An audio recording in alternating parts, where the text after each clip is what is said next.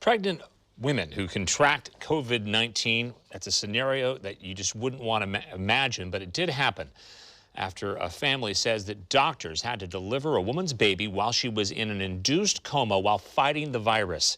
Fox 12's Sarah Hurwitz shares that woman's story of survival through the voice of her twin sister. March 22nd, at a family gathering, something didn't feel right for Angela Primachenko. She's just like, I have like a little cough, a little runny nose, but I'm fine. But her twin sister, Oksana Leeton, says because her sister Angela was pregnant, they didn't want to take any chances. Doctors tested her for COVID-19, and days later, it came back positive. We were so scared because the doctors were not promising at all with the whole situation, so we were all absolutely terrified. Angela was admitted to Legacy Salmon Creek Medical Center in Vancouver, the same place where her sister says she works as a respiratory therapist.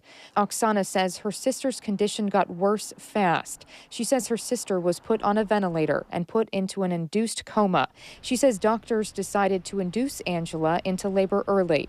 And on April 1st, she delivered at 34 weeks, still in an induced coma. All of us were just like, God, if you don't come through, we might lose our sister. Oksana says doctors are still monitoring her sister's baby girl, who will hopefully be able to go home soon.